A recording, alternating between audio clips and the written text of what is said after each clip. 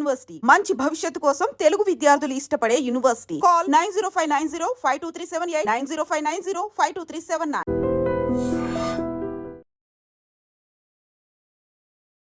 నమస్కారం, welcome to I dream. ధర్మ మార్గం విత్ విజిత కార్యక్రమానికి స్వాగతం.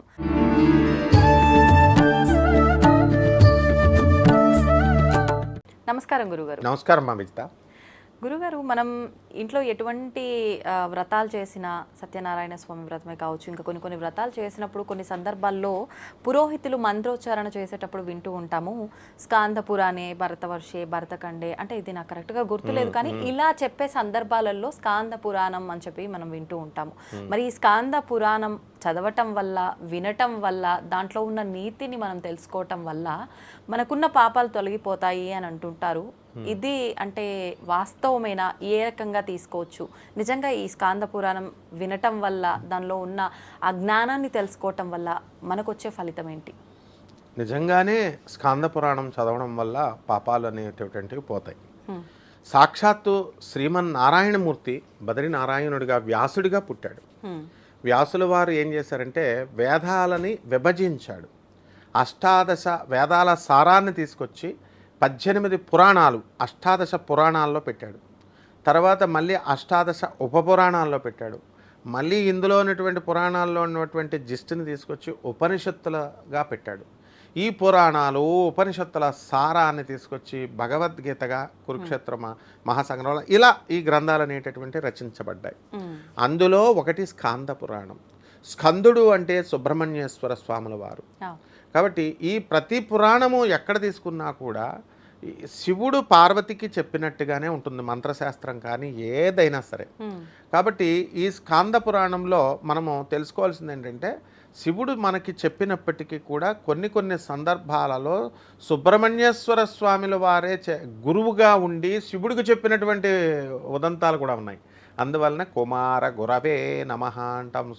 సుబ్రహ్మణ్యేశ్వర స్వామి వారు శివుడికే గురువు అయ్యాడు. ఏ విధంగా అంటే శిష్యుడు గురువుకి, గురువు శిష్యుడికి ఎలా అవుతారో చెప్తాను. ఒక గురువు ఉన్నాడు, ఆయన మంచి ఫేమస్ సినిమా యాక్టర్ అనుకుందాం. ఆయనకి శిష్యుడికి చిన్నవాడిని తయారు చేశాడు. ఆయనకు ఆ యాక్టింగ్ విద్య వచ్చు, ఈ శిష్యుడికి నేర్పించాడు. ఈ శిష్యుడికి చిత్రలేఖనం వచ్చు. అయితే వీడు ఆర్ట్లో టాప్ అనమాట. అప్పుడు అతను ఈ పెద్ద హీరో గారికి నేర్పిస్తాడు.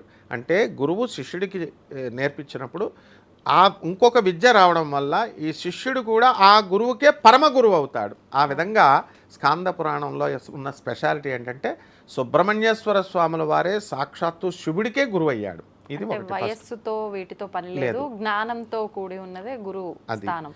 దానికి కూడా నేను ఇంకొక ఎగ్జాంపుల్ చెప్తాను. భాగవత మహాపురాణంలో ఈ యొక్క పరీక్షిత్ మహారాజు 7 రోజుల్లో చచ్చిపోతాడు అన్నప్పుడు ఎలాగూ నేను పోతాను, అందువలన నాకు మోక్షం కావాలి అని ఋషులను అడిగితే భాగవతం వింటే నీకు మోక్షం వస్తుందంటారు. అప్పుడు వరుసలో దేశంలో ఉన్నటువంటి ఋషులను అందరినీ పిలిచేస్తాడు, వచ్చి చదవండిరా నాయన అని. అందరూ కూర్చుంటారు. మేము దానికి అర్హులం కాదు, కానీ కేవలము ఒక్క శుకమహర్షి మాత్రమే దానికి అర్హుడు అంటాడు. ఆ శుకమహర్షి ఎవడు? వ్యాసుడి కొడుకు. సరే, వీళ్ళందరూ కూర్చుంటారు. జ్ఞాన వృద్ధులు, వయోవృద్ధులు, వయసులో ముసలివాళ్ళు, జ్ఞానంలో పండిపోయినటువంటి వాళ్ళు.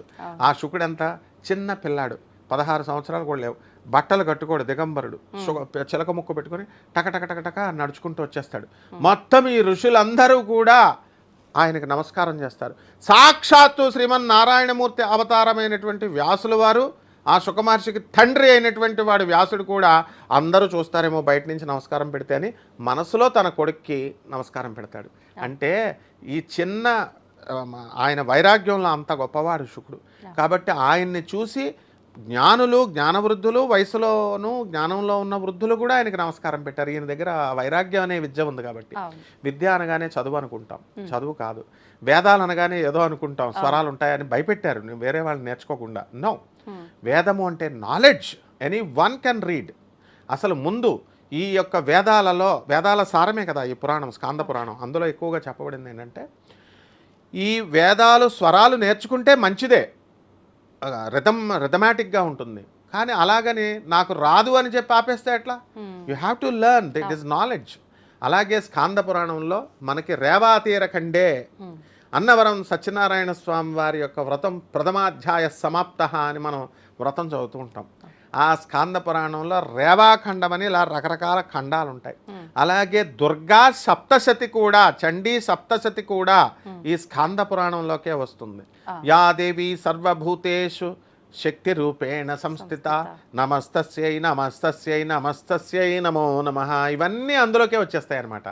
సో దుర్గా సప్తశతి అంటే చండీ సప్తశతి 700 శ్లోకాలు ఇందులోకే వస్తుంది. స్కాంద పురాణాంతర్గతే ఆర్ఘళా స్తోత్రం అని కూడా ఉంటుంది అమ్మవారిని.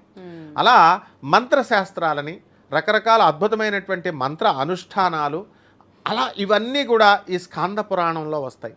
ఇది అధర్వణ వేద సారం. ఇది అధర్వణ వేదం అంతా కూడా మంత్రతంత్రాలతో ఉంటుంది. అంటే ఏ మనిషికి సంతానం కలగట్లేదా, దీనికి రెమెడీ మన అధర్వణంలో ఉంటుంది. పెళ్లి కావడం లేదా, దానికి అట్లా ప్రతి దానికి కూడా రోగ బాధలకి, తర్వాత ఈ అరిష్ట బాధలు, బాలారిష్ట బాధలు, అపమృత్యు గండాలు, ఇవన్నిటికీ కూడా అధర్వణ వేదం ఏ విధంగా అయితే మనకి దానికి సొల్యూషన్ అయి ఉందో, స్కాంద పురాణం మొత్తం పురాణాలలో సొల్యూషన్ అయి ఉంది. కాబట్టి ఇప్పుడు మనం చెప్పుకునేటటువంటి అన్ని వ్రతాలు, కేదారస్వామి వ్రతాలు, ఏ వ్రతాలైనా సరే ఇవన్నీ కూడా స్కాంద పురాణం నుంచే వస్తుందమ్మా. అందువలన ఏమని చెప్పాడు, ఏకైకమక్షరం పుంసాం మహాపాతక నాశనం. ప్రతి ఒక్క అక్షరము మన మహాపాపాలను నాశనం చేస్తుందని క్లియర్గా చెప్తుంది. ఆ విధంగా ఈ యొక్క దానికి ఒక నియమాలు అంటూ ప్రత్యేకించి ఏమి లేవు, మనమే పెట్టుకోవాలి డిసిప్లిన్ అనేటటువంటిది. జగద్గురు ఆదిశంకరాచార్యులు వారికి నమస్కారం చేసుకొని, గురు పరంపరకు నమస్కారం చేసుకొని, మనకు అందించినటువంటి వ్యాసుల వారికి నమస్కారం చేసుకొని, మనము ఆ పురాణాన్ని మనం చదువుకుంటున్నామని ఒక సప్తాహ దీక్షతో కానీ, ఒక 41 రోజుల దీక్షతో కానీ మనం ఆ పారాయణని చదువుకున్నట్టయితే అయిపోతుంది. నెక్స్ట్ దీపం వెలిగించాలా, ఒక కలశం పెట్టుకుంటాం స్టార్టింగ్లో, పుస్తకం పైన పువ్వులు అవి పెట్టుకొని, నైవేద్యం కూడా పెద్ద పెద్ద స్పెషల్స్ ఏం అవసరం లేదు, సింపుల్గా ఏ పాయసనమో ఏది లేకపోతే పండు అవి పెట్టుకొని చేసుకున్నట్లయితే మనకున్నటువంటి నెగిటివ్ ఎనర్జీ అంతా పోయి కంప్లీట్గా పాజిటివ్ వైబ్స్ వస్తాయి. అంతేకాదు పిక్చరైజేషన్ ఈజ్ వెరీ ఇంపార్టెంట్. ఏదో యాంత్రికంగా మెకానికల్గా చదవడం కాకుండా ఆ చదువుతున్నప్పుడు ఆ యొక్క దుర్గాదేవి మహిషాసురుని ఎలా సంహరించింది అన్నది అందులో ఉంది. సత్యనారాయణ స్వామి వారు ఏ విధంగా అయితే సుధాముడు కుచేలుడిని మనం చేస్తాం కదా, కుచేలుడు సత్యనారాయణ, అందరికీ తెలియదు ఏంటంటే సుధాముడు కుచేలుడు కేవలం కృష్ణుడి ఫ్రెండు, కృష్ణుడితో తిరిగేవాడు అనుకుంటున్నారు. ఆ కృష్ణుడు, ఆ యొక్క సుధాముడు భార్య, వీళ్ళంతా కూడా సత్యనారాయణ స్వామి వారు వ్రతం చేశారు. కాబట్టి ఈ రేవాతీర ఈ యొక్క పురాణం అంతా కూడా స్కాంద పురాణాన్ని చదివి ఆయన ఉద్ధరించబడ్డాడు సుధాముడు. ఈ విధంగా చేసుకుంటే మొత్తం పాపాలన్నీ పోతాయమ్మా. ధన్యవాదాలు. ధన్యవాదాలు.